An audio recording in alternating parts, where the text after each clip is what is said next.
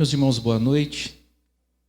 Todos são muito bem-vindos a esse tempo de louvor e de adoração. Todos são muito bem-vindos a esse templo que acolhe os crentes, que serve nesse momento para abrigar, para reunir os cristãos para o louvor e a adoração ao Senhor.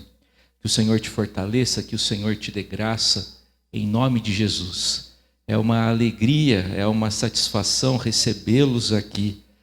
No entanto, o anfitrião dessa festa, dessa celebração, é o próprio Deus, é o eterno Deus. Que Ele se faça presente em todos os atos do nosso ajuntamento. Eu quero convidar vocês para lermos nesse momento, juntos, o Salmo de número 100. Então, por favor, abra a sua Bíblia no Antigo Testamento, no Salmo de número 100.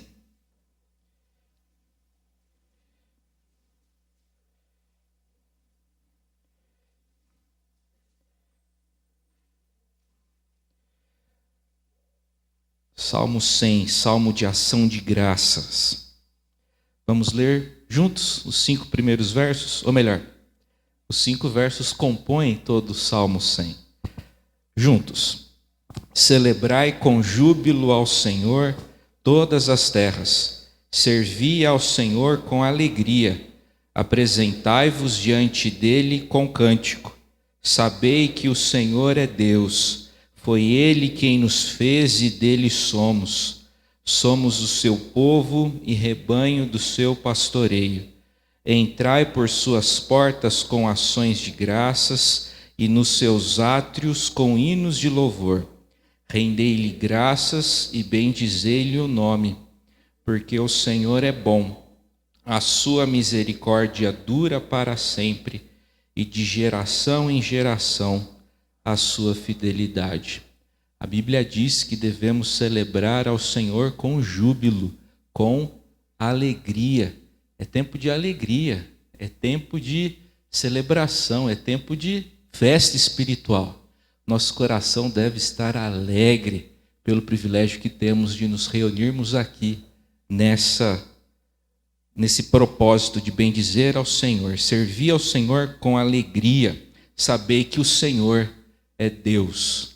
Sabei que Elohim, ou melhor, sabei que Yahvé é Elohim. Sabei que o Deus Criador é o Deus que rege e sustenta toda a história.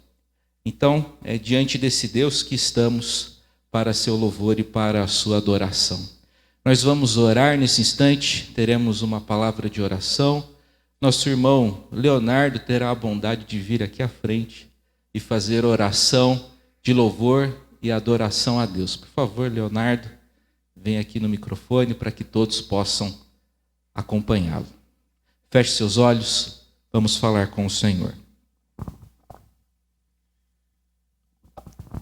Senhor nosso Deus, muito obrigado por esse dia, muito obrigado porque nós podemos voltar à Tua casa, muito obrigado, Senhor, porque o Senhor é misericordioso e a Sua graça nos alcança. Senhor, prepara nossos corações para receber a Tua palavra, prepara também o nosso pastor para que ele esteja inspirado pelo Teu Espírito Santo e prepara-nos para poder comungar com nossos irmãos. E em nome de Jesus que eu oro e agradeço. Amém. Amém. Amém. Meus irmãos, nós vamos louvar a Deus nesse instante. Eu convido os nossos irmãos do grupo de música. Nós vamos cantar 2 canções, 2 cânticos espirituais.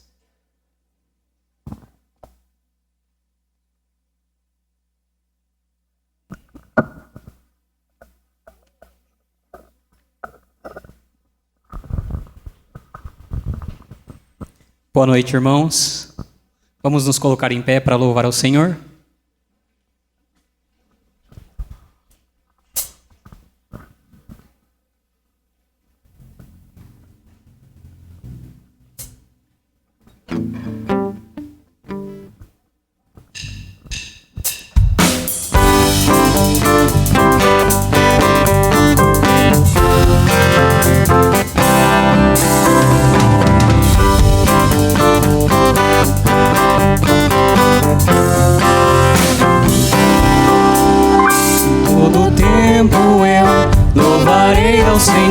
sempre estará nos meus lábios o teu louvor. Em todo tempo eu louvarei ao Senhor, sempre estará nos meus lábios o teu louvor. Alegrar-se-á no Senhor a minha alma, alegrar-se-á no Senhor a minha alma. Todo tempo eu louvarei ao Senhor, sempre estará nos meus lábios o teu louvor. Em todo tempo eu louvarei ao Senhor, sempre estará nos meus lábios o teu louvor. Alegrar-se-á no Senhor a minha alma, alegrar-se-á no Senhor a minha alma. Engrandecei ao Senhor, engrandecei-o comigo, e todos a uma lhe exaltemos o nome. Engrandecei ao Senhor, engrandecei-o comigo, e todos a uma lhe exaltemos o nome. Seu glorioso nome, seu glorioso nome. Engrandecei ao Senhor, engrandecei-o comigo, e todos a uma lhe exaltemos o nome.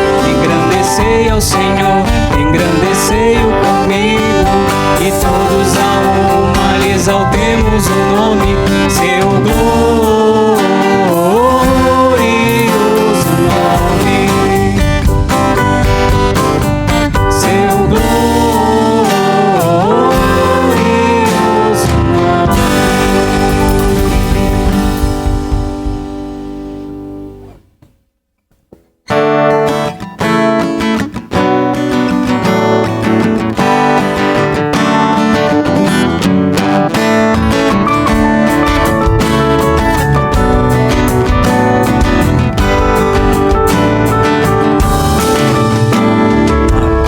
Começar em mim, quebra corações, pra que sejamos todos um, como tu és em nós. A começar em mim, quebra corações, pra que sejamos todos um, como tu és em nós. Onde há frieza que haja amor, onde há ódio, perdão, para que seu corpo cresça assim, como a perfeição. Começar em mim, quebra corações, pra que sejamos todos um, como tu és em nós. Onde há frieza que haja amor, onde há ódio, perdão, para que seu corpo cresça assim, como a perfeição. A começar em mim, quebra corações, pra que sejamos todos um, como tu és em nós, como tu és em nós, como tu és em nós. Pai querido, nós louvamos o Teu nome, Senhor, e que de fato o Senhor comece em nós, que o Senhor quebrante os nossos corações, ó Deus, que o Senhor nos molde à imagem do Teu Filho, o nosso Senhor e Salvador Jesus Cristo. Que dia a dia, ó Deus, nós possamos ser cada vez mais parecidos com o nosso Mestre, ó Deus, que o Senhor nos conforme, que o Senhor nos ajude, ó Deus, que o Senhor trabalhe em nossos corações e que o Senhor continue a falar conosco através da tua santa e bendita palavra, ó Deus, para a edificação do teu povo e a bênção da tua igreja. Nós oramos assim, agradecidos no nome santo do Senhor Jesus Cristo. Amém. Os irmãos podem se assentar.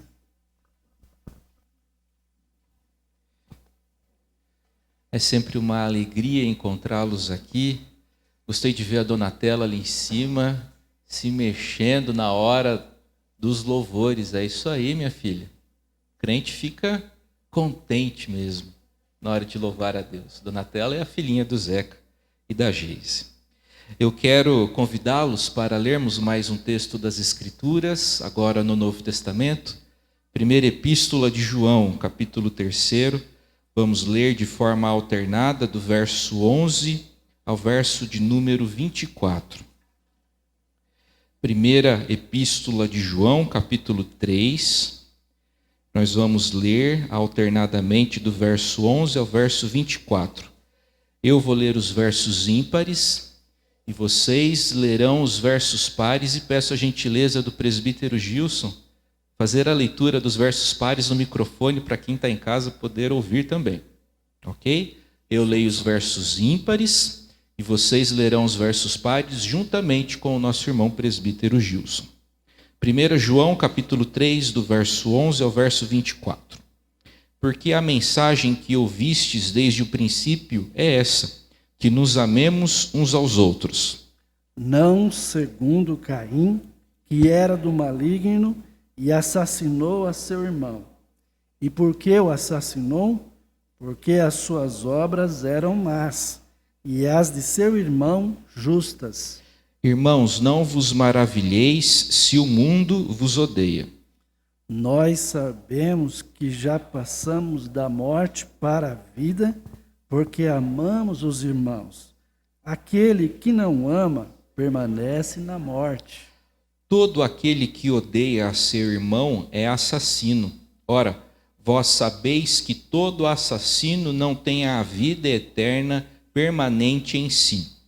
Nisto conhecemos o amor, que Cristo deu a sua vida por nós, e devemos dar a nossa vida pelos irmãos. Ora, aquele que possuir recursos deste mundo e vir a seu irmão padecer necessidade, e fechar-lhe o seu coração, como pode permanecer nele o amor de Deus? Filhinhos, não amemos de palavra, nem de língua, mas de fato e de verdade. E nisto conheceremos que somos da verdade, bem como perante ele tranquilizaremos o nosso coração. Pois, se o nosso coração nos acusar, certamente Deus é maior do que o nosso coração e conhece todas as coisas. Amados, se o coração não nos acusar, temos confiança diante de Deus. E aquilo que pedimos dele recebemos, porque guardamos os seus mandamentos e fazemos diante dele o que lhe é agradável. Ora, o seu mandamento é esse, que creiamos em o nome de seu Filho, Jesus Cristo, e nos amemos uns aos outros, segundo o mandamento que nos ordenou. E aquele que guarda os seus mandamentos permanece em Deus, e Deus nele. E nisto conhecemos que ele permanece em nós, pelo Espírito que nos deu. Muito bem. Nessa passagem, o apóstolo João, o presbítero, em 2 e 3 João se identifica como o presbítero. Então, nessas linhas, o presbítero fala a respeito da importância do amor. Aliás, esse é um dos principais temas da literatura joanina. João insiste na necessidade de falar sobre o amor. Não é diferente aqui nessa passagem. Ele fala sobre o amor aos irmãos e fala também sobre o ódio que o cristão deve sentir em relação àquelas coisas que são injustas, em relação àquelas coisas que são mundanas. O cristão deve sentir uma repulsa religiosa por aquilo que não é compatível e conciliável e harmonizável com a lei do Senhor. Nesse instante do nosso culto, Deus nos dá o privilégio de, diante de sua palavra, diante das declarações de Deus a nosso respeito, de nós nos avaliarmos. Como anda a nossa conduta? Como anda a nossa vida? Eu tenho praticado esse amor? Esse amor aqui é exigente, cá entre nós. Esse amor descrito aqui nessas linhas exige sacrifício, exige abnegação, exige emprego de força, exige boa vontade, exige insistência. O amor que eu alego sentir pelos meus irmãos alcança essa dimensão, essa proporção.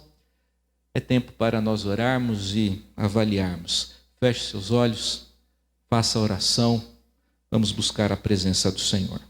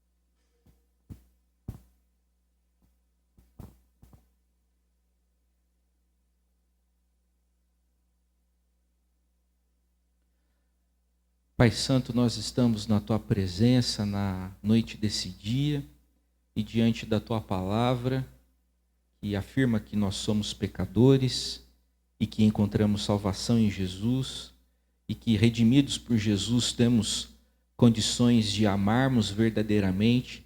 Diante dessa declaração, nós queremos confessar que muitas vezes nós não amamos, nós não praticamos esse amor descrito na Tua palavra, pelo que nós imploramos o Teu perdão. Nós imploramos a graça, a dádiva de amarmos dessa forma. Ó Deus, devemos imitar nosso Senhor, que nos amou profundamente. Ó Pai, sonda o nosso coração e nos ajuda, nos aperfeiçoa. Ó Pai, nós também rogamos Tua graça, rogamos, ó Deus, a Tua intervenção sobre as nossas vidas. É a nossa oração nessa noite, nesse momento, oração de confissão de pecados e também de celebração pelo perdão que nos é oferecido mediante Jesus Cristo. É no nome poderoso de Jesus Cristo, Senhor dos Senhores, que oramos. Amém. Prezados irmãos, nós vamos, nesse instante, nos preparando para a mensagem que ouviremos, entoar o hino 180. Seu título é Amor Fraternal. Vocês já viram que a nossa liturgia vem nos conduzindo para a reflexão a respeito da importância da comunhão, do companheirismo, da vida cristã que é vivida de forma comunitária. O hino 180 trata sobre essa realidade. Jesus, pastor amado, louvamos-te hoje aqui, unidos pela graça, um corpo só em ti. Mesmo assentados, vamos cantar.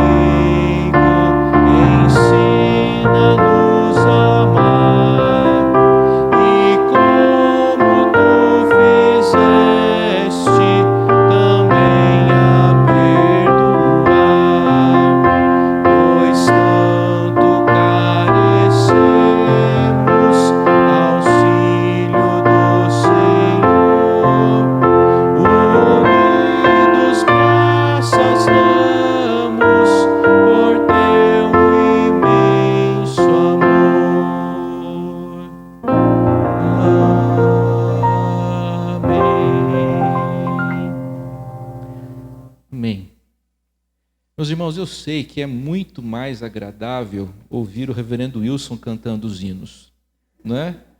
Por que eu estou cantando? Para sair na gravação também, senão só sai o bonito piano entoado, tocado pelo Tiago. Como tem que ter voz, aí eu canto, aí vocês que têm que aguentar, quem está em casa também. Mas em breve o reverendo Wilson vai estar aí. Meus irmãos, é hora de conversarmos sobre a Escritura. Desde que voltamos a ter os cultos presenciais, nós estamos conversando sobre Lucas de manhã e sobre o tema Recomeço e Resistência à noite, e começamos a expor 1 Tessalonicenses. Hoje eu resolvi alterar. Então, de manhã conversamos sobre Tessalonicenses e hoje, à noite, vamos conversar sobre os milagres de Jesus segundo o Evangelho de Lucas.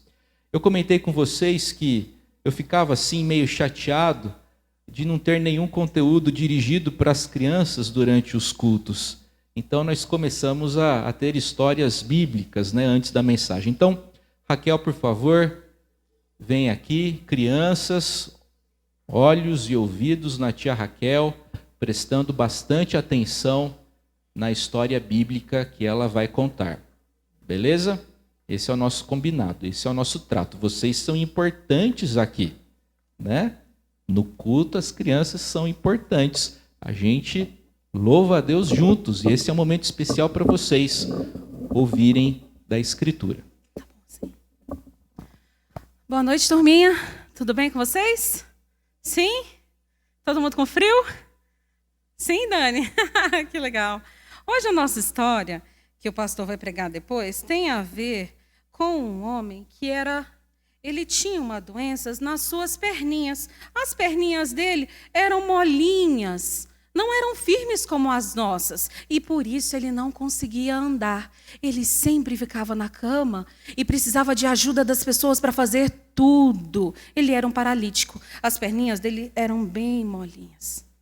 E esse homem, ele tinha amigos especiais. Vocês têm amigos? Sim, muito bem, todo mundo tem amigo, e é muito bom ter amigo. E ele tinha amigos. Eu vou fazer os números aqui e vocês vão me ajudar para ver quantos amigos esse moço tinha, tá bom? Que número é esse? 1. Agora vocês vão me ajudar. Peraí que a tia tem que montar aqui. Número 1. E esse aqui lembra o quê? Ó, número 2. Muito bem, Vitor, valeu pela imaginação. Vocês me ajudam. Número 3, e agora vamos ver quem está craque aqui, quem conhece esse número. A tia está tremendo. Ai, não vale. Não sei se está certo dessa forma, mas que número é esse? Ao contrário? Que número é esse? Ai, gente, que tremedeira. 4, muito bem. Quantos amigos ele tinha? 4, faz assim com a mão. Muito bem, todo mundo sabe fazer o 4, beleza. Ele tinha 4 amigos muito especiais. E esses amigos gostavam tanto dele e queriam ajudá-lo, mas não tinha cura, não tinha cirurgia, não tinha como sarar. E ele sempre tinha suas pernas molinhas e não tinha como ele andar. Mas aí eles ficaram sabendo que Jesus estava na região. Caramba, e Jesus era aquele famoso homem que fazia o quê pelas pessoas? Ajudava muito bem, ele ajudava e ele curava as pessoas. E eles ficaram sabendo e tiveram uma ideia. Tcharam, que ideia será que eles tiveram? De levar um amigo até Jesus. Eles ficaram sabendo que Jesus estava em uma casa. E aí eles falaram, vamos nessa casa. Mas como levar esse amigo? Pelo teto? Não, mas como que iam levar da casa dele até aquela casa? Eles tiveram uma ideia. O que eles fizeram? Uma maca. Tipo uma maca de hospital, sabe? Vocês já ficaram em uma maca de hospital? Alguém já tomou injeção lá? Soro? É verdade, os pés, né? É verdade. Então eles fizeram uma maca e colocaram um amigo em cima. E cada um segurou de um lado e do outro. E eles carregaram o amigo que era pesado. E levaram lá para onde estava Jesus. Chegando lá na casa, eles foram olhar pela janela, porque não tinha nem como entrar na porta de tanta gente. E eles olharam pela janela. Nossa, mas é gente demais. Como que a gente vai fazer? Não tem nem como entrar nesse lugar. Ai. E aí, eles viram uma coisa. eles viram que do lado da casa havia uma... Vamos ver quem consegue adivinhar o que é isso. Uma escada, valeu, Dani! Uma escada! E eles subiram para essa escada, puxando o amigo naquela maca. E aí, as casas lá da região são diferentes da nossa. Não tem telhado. Elas são construídas assim e sempre tinha uma abertura em cima da casa. Eu acho que as pessoas gostavam de ficar lá em cima, talvez tomando um solzinho, né? E aí eles tinham essa abertura que era coberta com palha. E provavelmente eles tiraram essa palha e pegaram o amigo e fizeram o quê? Começaram a descer, o que o Vitor disse. Né, Vitor? Eles começaram a descer o amigo assim no meio da sala. Imagina a sala cheia. Deve que todo mundo começou a se afastar assim. Caramba, o que está acontecendo? E Jesus, vendo aquilo, ele falou assim... Jesus já conhecia o coração dos amigos. E Jesus falou, nossa, que fé de vocês. E ele olhou para aquele homem que tinha as suas pernas todas molinhas e que não conseguia andar. E ele falou assim, perdoados estão os seus pecados. E o pessoal que estava lá na casa, alguns homens que sabiam muito da palavra de Deus, da lei, eles ficaram irritados e ficaram cochichando. E ficaram pensando, quem é ele para ficar falando que pode perdoar pecados? Que absurdo! E Jesus, que pode ler pensamentos, que conhece tudo que a gente passa na nossa cabeça, o que ele fez? Ei, o que vocês estão pensando aí? O que vocês estão murmurando aí? O que vocês estão aí zangados? É mais fácil eu curar ou eu perdoar pecados? Jesus salvou primeiro a alma daquele homem, ele perdoou. E depois, sabe o que ele fez com aquele homem? Ele falou assim, homem, agora você está curado, levanta, anda, pega a sua maca e vai embora. E aquele homem que tinha aquelas pernas mega molinhas assim, sabe o que aconteceu? As pernas ficaram assim, ó, firmes, igual as de vocês. Todo mundo tem perna firme aí? Bate assim. Isso, todo mundo tem perninha firminha. Isso, e aquele homem foi curado e ele conseguiu andar. E o que ele fez? Ele pegou a maca, pôs debaixo do braço e saiu. E sabe o que ele ficou falando? Uhul! Glória a Deus! Eu fui curado! Aleluia! Jesus me curou! E todo mundo ficou assim, hã? Faz aquela... não tem como eu ver a cara de vocês estão de máscara. Né? Mas eles ficaram assim, hã? Todo mundo ficou assim, uau! Hoje nós vimos milagres. Hoje nós vimos coisas poderosas. E Jesus é assim, ele faz coisa poderosa na nossa vida. Legal, né? Jesus curou aquele homem. E ele pode curar também a gente, né? E principalmente o nosso coração. Porque mais importante do que as perninhas dele foi Jesus ter perdoado os seus pecados. Que Jesus te abençoe e te guarde.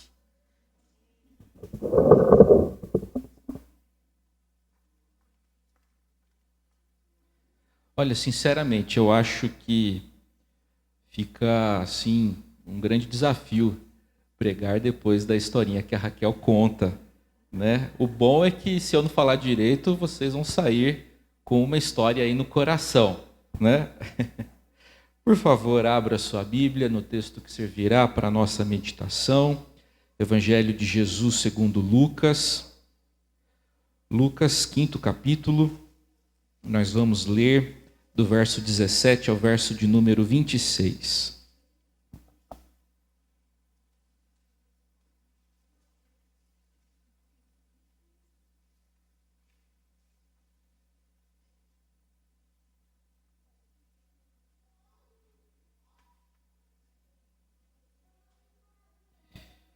Ora, aconteceu que, num daqueles dias, estava ele ensinando, e achavam-se ali assentados fariseus e mestres da lei, vindos de todas as aldeias da Galiléia, da Judéia e de Jerusalém.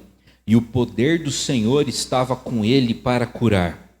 Vieram então os homens trazendo em um leito um paralítico, e procuravam introduzi-lo e pô-lo diante de Jesus.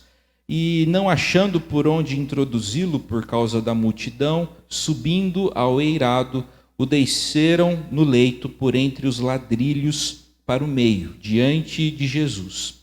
Vendo-lhes a fé, Jesus disse ao paralítico: Homem, estão perdoados os teus pecados. E os escribas e fariseus arrazoavam, dizendo: Quem é este que diz blasfêmias? Quem pode perdoar pecados, senão Deus? Jesus, porém, conhecendo-lhes os pensamentos, disse-lhes: Que arrazoais aí em vosso coração? Qual é mais fácil dizer, estão perdoados os teus pecados, ou levanta-te e anda? Mas para que saibais que o Filho do Homem tem sobre a terra autoridade para perdoar pecados, disse ao paralítico: eu te ordeno, levanta-te, toma o teu leito e vai para a casa. Imediatamente se levantou diante deles, e tomando o leito em que permanecera deitado, voltou para casa, glorificando a Deus. Todos ficaram atônitos, davam glória a Deus e, possuídos de temor, diziam: hoje vimos prodígios. Prezados irmãos, a partir do momento em que Jesus foi para Cafarnaum, ficou muito claro que o projeto de reino de Jesus é incompatível com o pensamento das autoridades públicas e religiosas do período e com a ordem social que eles representavam. Jesus deu início ao seu ministério de cura e de libertação e abençoou especialmente aqueles que eram marginalizados, desprezados e subestimados. Depois da cura de um leproso, Lucas oferece aos seus leitores o relato da cura de um homem paralítico, e essa cura aconteceu na cidade, na região de Cafarnaum. Nesse episódio podemos ver o amor de Deus sendo compartilhado e derramado sobre aqueles que estão abertos à sua palavra, e ao mesmo tempo essa passagem revela a hostilidade e a dureza de coração dos religiosos em relação a Jesus. É aquilo que falamos hoje cedo. O mesmo sol que amolece a cera endurece o barro. O coração dos humildes estava aberto para Jesus, e o coração dos meramente religiosos se endurecia cada vez mais. Dessa oposição, dessa divergência, instalou-se um grande conflito que não poderia ser evitado. Afinal de contas, Jesus fala de amor. Os religiosos falavam de legalismo. Jesus fala que o que importa é a atitude do coração. Os religiosos insistem apenas nas ações externas e exteriores. Que abismo, que diferença havia entre eles. Diante do que foi dito até aqui, diante do texto lido, eu gostaria de meditar com vocês a respeito do tema: para quem Jesus dirige a sua bênção? É uma perguntinha, é uma interrogação. Para quem Jesus dirige a sua bênção? O texto nos ensina, em primeiro lugar, que Jesus dirige a sua bênção, a sua graça, a sua misericórdia, especialmente para os desprezados e para os subestimados. Jesus está em Cafarnaum, ele ensina. Não obstante o silêncio do evangelista Lucas, muito possivelmente, considerando o relato de Mateus e de Marcos, Jesus estava numa casa simples, numa casa pobre de Israel. Há quem pense que essa era a casa de Simão Pedro. Muita gente foi para ouvir e para ver Jesus. A casa ficou repleta de gente. Não há dúvidas de que naquela multidão havia gente que simpatizava com Jesus, mas havia também naquela multidão religiosos vindos de toda a região que queriam ouvir Jesus a fim de acusá-lo de alguma heresia, de alguma heterodoxia. Possivelmente, Jesus estava nessa casa pobre que tinha apenas uma rua que dava diretamente para a rua. As casas pobres de Israel no século I eram assim, apenas uma porta que dava para a rua. A casa estava abarrotada de gente, ninguém conseguia se mover lá dentro. Todos estavam espremidos, a porta estava bloqueada e não tinha como abrir nenhum novo caminho. E foi justamente nessa hora, com a casa lotada, o culto já estava rolando, que chega ali um grupo curioso, formado por pessoas que estavam carregando um paralítico em seu leito. O termo leito, empregado pelo evangelista, comunica a ideia de um colchão de pobre. Um colchão de pobre. O homem era paralítico, o homem não tinha recursos, o homem não conseguia trabalhar, Enfim, o homem, além de enfermo, também era pobre. O paralítico estava resolvido a se encontrar com Jesus, e os seus amigos, leais, camaradas de verdade, se dispuseram a ajudá-lo. Cá entre nós, quando a gente precisa de ajuda para a realização de uma tarefa muito difícil, a gente só tem coragem de chamar amigo de verdade. Por exemplo, mudança de casa. Coisa chata e horrível é se mudar de casa, não é mesmo? É perturbador, você fica uma semana na bagunça, é horrível. Quem que você convida para te ajudar numa mudança? Você que não consegue ainda pagar lá os serviços, é graneiro, né? Um dia, quem sabe, eu vou me mudar com a ajuda de uma empresa dessas. Até hoje isso não rolou, né? Tive que chamar os camaradas. A gente só chama amigo para uma coisa dessa. Só amigo se dispõe a ajudar a gente para resolver um problema, né? Uma tarefa difícil. Foi esse o caso. O paralítico chamou seus amigos, os seus camaradas de verdade. Jesus está no centro da casa, ensinando, pregando o evangelho do reino, e ele está cercado por pessoas simples, e deles ele recebe atenção e simpatia. Os textos desse bloco textual revelam a misericórdia de Deus, o amor de Jesus e o seu desejo de incluir aqueles que são rejeitados. Ao curar o leproso, no início do capítulo 5, Jesus Cristo atacou o código de pureza vigente na religiosidade daquele período. Ele não continuou tratando o doente como gente de segunda categoria. Antes, restituiu o valor daquele homem, restituiu sua dignidade. Nós devemos tomar cuidado para não tratarmos mal alguém que Jesus trata bem. Cuidado para não tratar mal alguém que Jesus quer tratar bem. Será que a gente não rejeita hoje aqueles que Jesus quer acolher?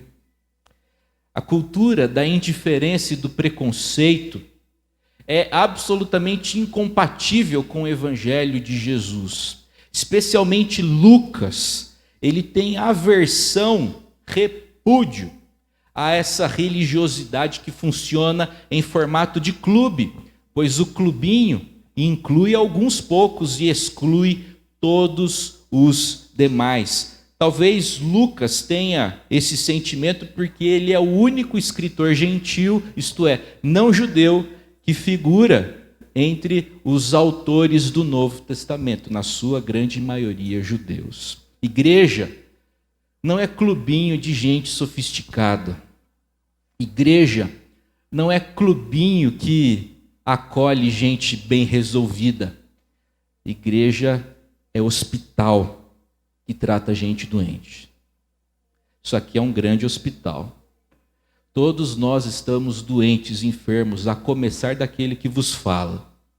Estamos aqui porque somos doentes e precisamos de cura. E quem pode nos curar é tão somente esse Jesus descrito aqui, operador de milagres, misericordioso. Em segundo lugar, Jesus dirige a sua bênção para aqueles que sabem o valor da amizade e do companheirismo. Jesus dirige a sua bênção para os desprezados, marginalizados, subestimados e também para aqueles que sabem o valor da amizade e do companheirismo. O texto de Lucas 5 conta a inspiradora e bonita história de sucesso de um grupo que se mobilizou para levar alguém até Jesus. Esse alguém era paralítico, o homem era enfermo, a situação dele era realmente miserável. Ele não conseguia se movimentar, suas pernas eram molinhas, né? Como a Raquel contou para a gente muito bem.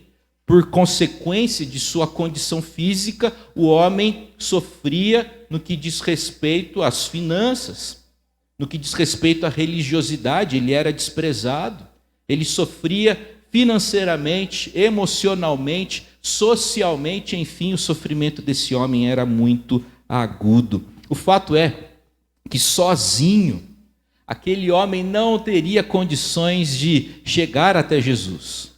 Contudo, o seu impedimento não o impediu de se encontrar com o Mestre.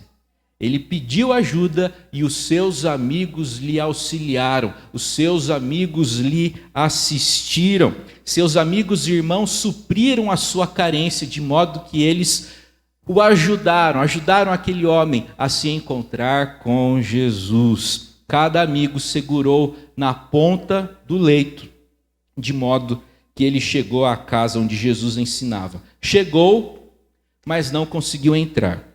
A casa estava lotada de gente. Sabe quando você quer entrar no ônibus, às 6 horas da tarde, e você está com mochila nas costas e com sacola de compras na mão? É difícil, né? Durante a minha vida de estudante, ensino médio, durante o tempo de seminário, isso era muito comum. Eu andava muito de ônibus, né? Mochilona nas costas, lotada, levando coisa na mão, entrava no ônibus lotado. É tarefa complicada. Muito mais difícil do que pegar ônibus às 6 da tarde, ônibus lotado, com mochila nas costas e com sacola de compras na mão, era tentar entrar naquela casa que estava abarrotada de gente. No entanto, o grupo estava resolvido. Aquela gente era resoluta, aqueles homens eram dedicados àquela causa, e eles ficaram lá pensando: como é que a gente vai entrar nessa casa? Como é que a gente vai levar o nosso camarada para se encontrar com Jesus? Tive uma ideia. De repente, alguém viu a escada do lado e percebeu que o telhado era plano e feito com barro endurecido, tipo pau a pique, não é? E eles começaram a destelhar. Lógico que antes houve muito malabarismo, houve muita manobra, houve muita força. Afinal de contas, subir alguém numa maca, numa escada, não é tarefa de fácil execução. E eles, chegando no telhado, começaram a destelhar. Naturalmente, a atenção de todos foi para cima. Todo mundo que estava encantado com Jesus, né? Não obstante o poder da pregação de Jesus, o impacto da pregação de Jesus, todo mundo começou a olhar para o teto, né? E de repente vem aquele homem. De repente surge a cena completamente inusitada, completamente improvável e totalmente bonita, de um homem paralítico que é descido jeitosamente por seus amigos do telhado de uma casa. Foi assim, contando com a ajuda de outros, que aquele homem acabou aonde? Nos pés de Jesus. Será que Jesus não quer te usar para levar alguém para os pés dele? Será que as coisas que estão acontecendo na sua vida não é Jesus usando você para levar outra pessoa para os pés dele? Meus irmãos, a Bíblia diz no verso 20, Jesus, vendo-lhes a fé, disse ao paralítico: homem, estão perdoados os pecados. Jesus recompensou a fé de quê? De quem? Só do paralítico? Não, de todo mundo. Jesus vendo-lhes a fé. Jesus recompensou a fé do grupo todo. Curiosamente, o texto ensina, na minha avaliação, tá? Isso não está em comentário nenhum, isso é pitaco meu. Curiosamente, na minha avaliação, o texto está ensinando aqui uma receita de bolo. Sabe aquela receitinha para fazer alguma coisa acontecer? A receita aqui é como fazer o improvável, o difícil acontecer. Na minha avaliação, é como se Lucas ensinasse para a gente o seguinte: olha, pegue um pouco da presença de Jesus, coloca numa forma, adicione a amizade e uma pitadinha de companheirismo. Está aí. Essa é a receita para fazer o improvável, o inusitado, o complicado demais, o complexo demais acontecer. Junta a presença de Jesus, a bênção de Jesus, com boa vontade, com companheirismo, com vontade de ajudar, com amizade. É assim que as coisas acontecem. Foi assim que essa igreja começou. E é assim que ela deve continuar e crescer. É desse jeito, é com essa dinâmica. É a bênção de Jesus e o companheirismo dos crentes. Certamente Deus responde à oração solitária, mas parece haver poder especial na oração de um grupo. Deus responde às nossas orações, sim, mas parece haver um poder especial na oração comunitária. Terceira e última lição que a gente aprende com o texto. Jesus dirige a sua bênção para os pecadores que precisam de perdão.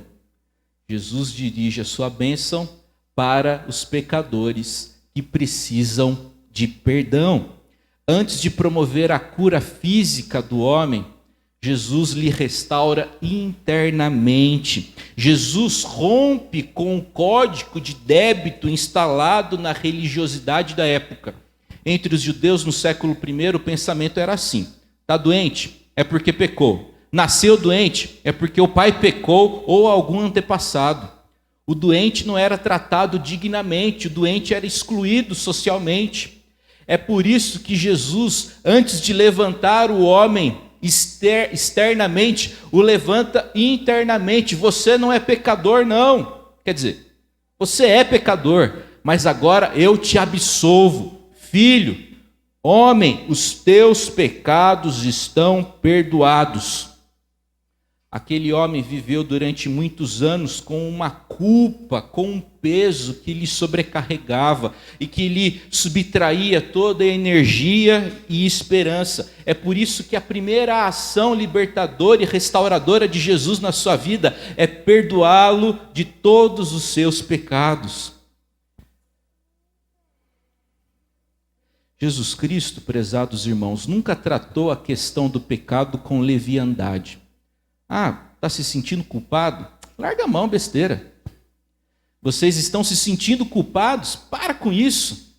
Jesus nunca procedeu dessa forma. Muito pelo contrário. Jesus considerava o pecado como um desvio indesculpável e sempre injustificável da santa lei de Deus. E Jesus é aquele que pode solucionar o problema da culpa.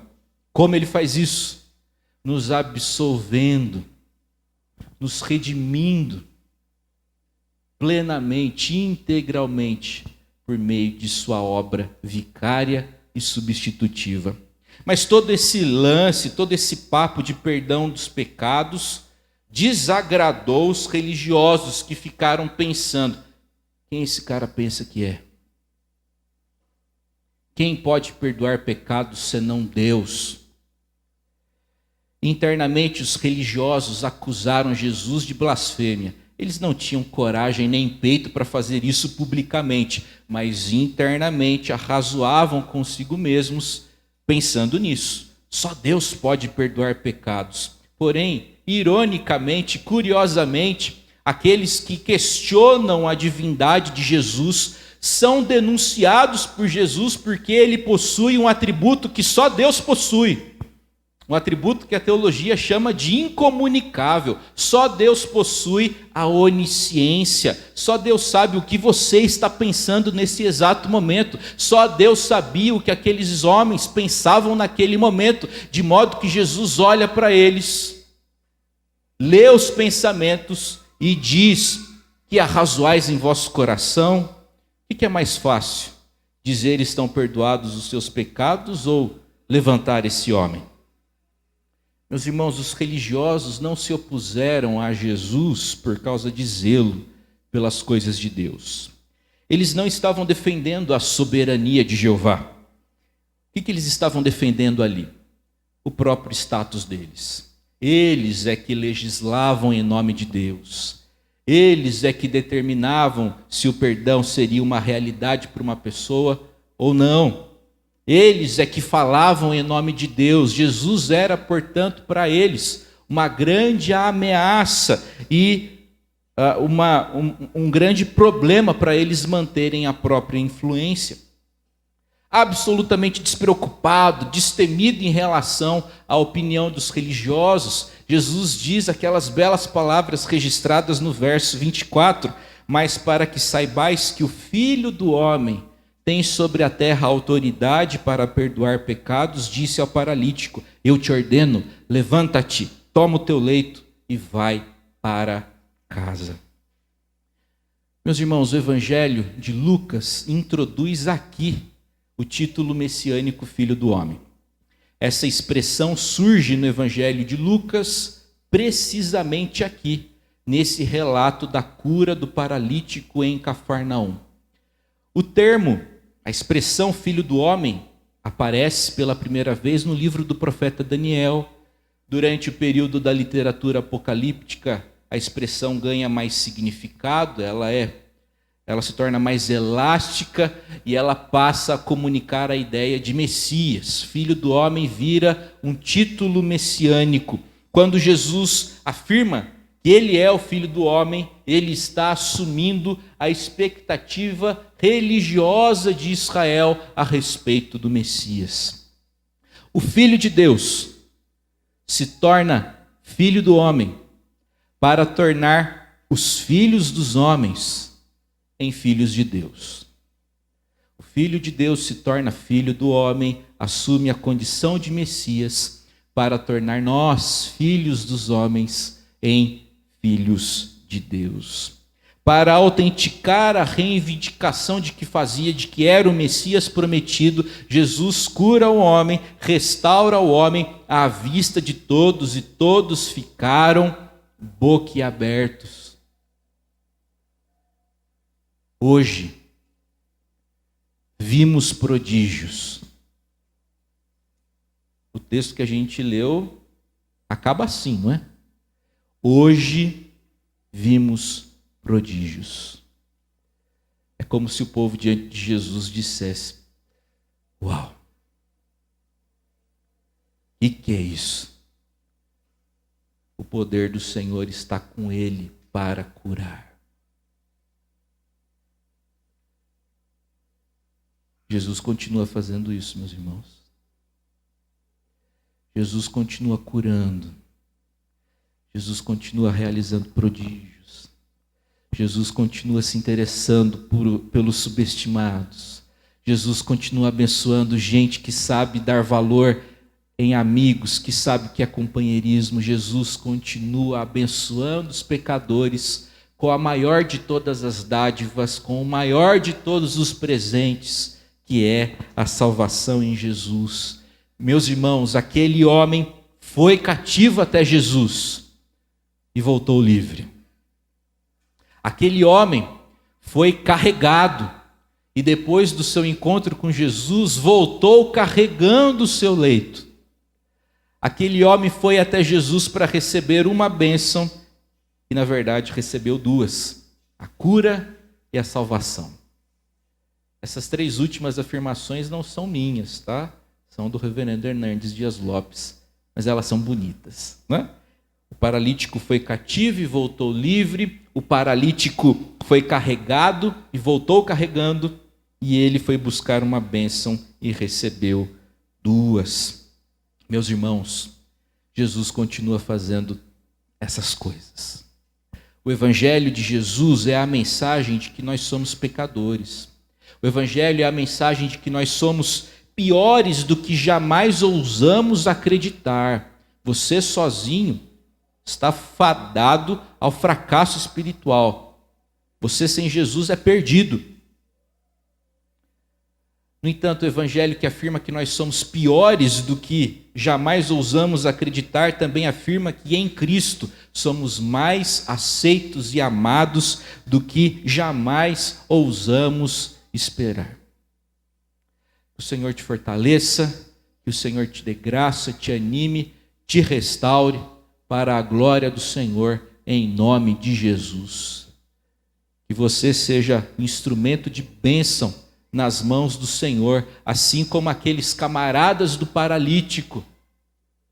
Que você seja uma bênção nas mãos do Senhor e que leve outros para se encontrar com Jesus.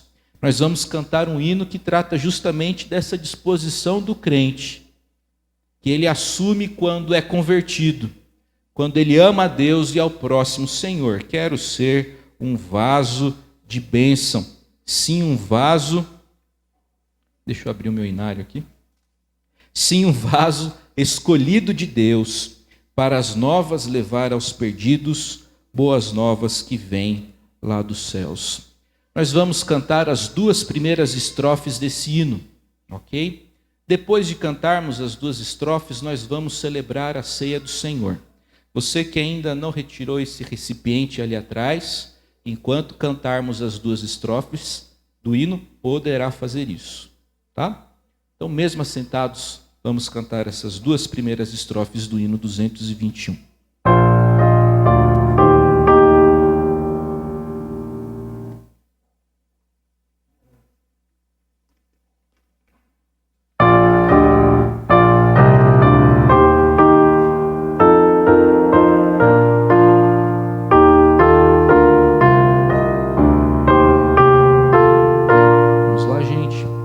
Quero ser um vaso de bênção, sim, um vaso escolhido de Deus, para as novas levar aos perdidos, boas novas que vêm lá dos céus.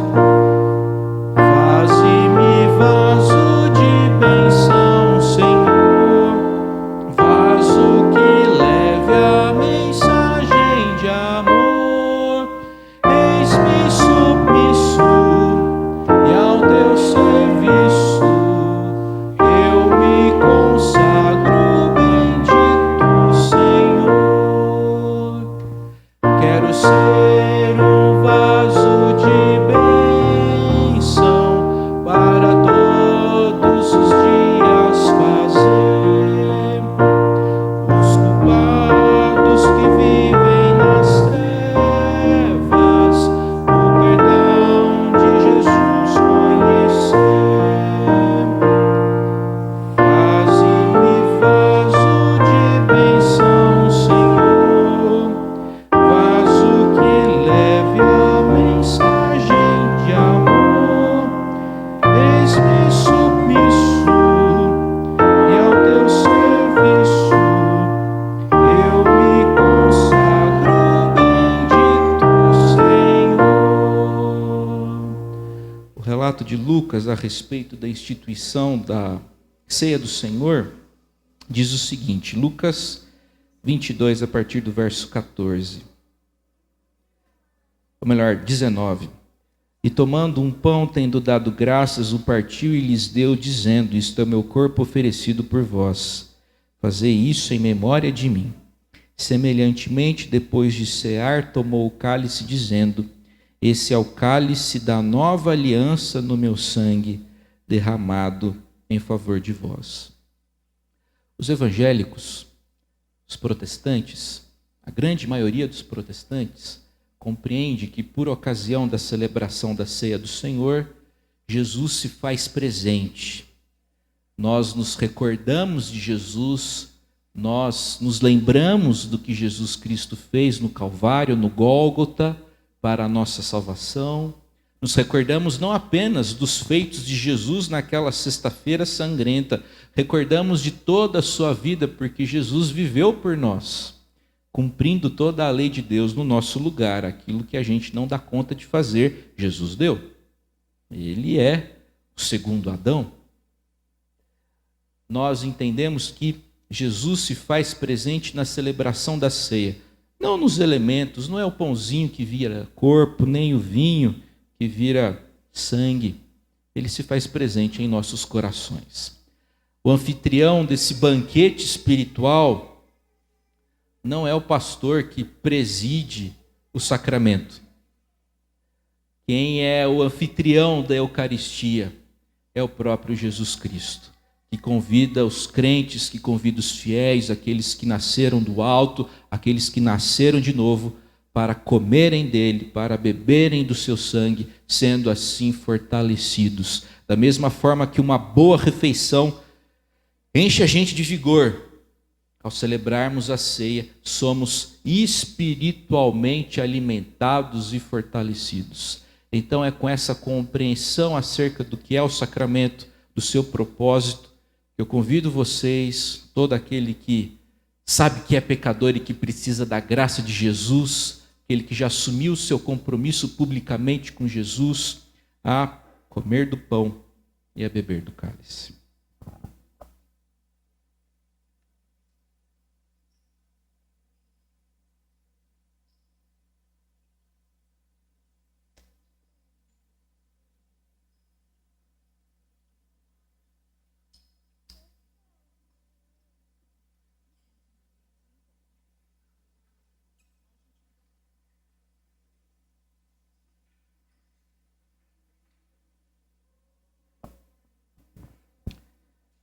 Nós vamos continuar. O hino 221, o povo de Deus vai se levantar. Vamos entoar as 2 últimas estrofes.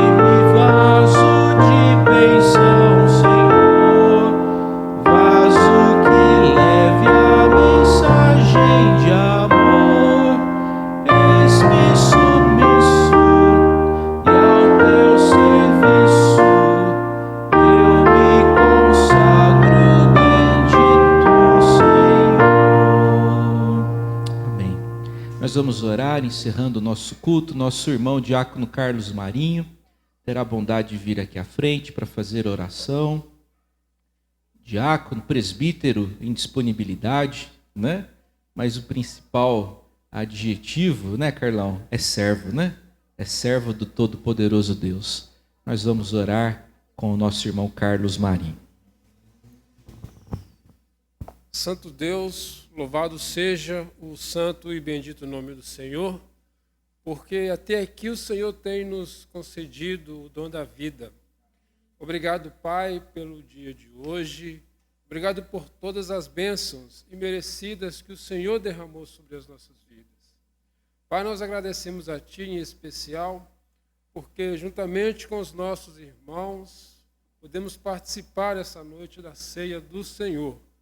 Obrigado, Deus, porque nós somos pecadores, somos falhos, mas mesmo assim o Senhor nos ama. Deus, obrigado pela Tua palavra, pela mensagem que foi trazida aos nossos corações nesta noite.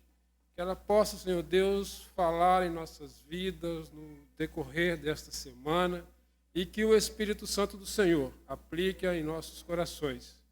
Obrigado, Deus, por cada vida, por cada família apresentada e representada aqui nesta noite.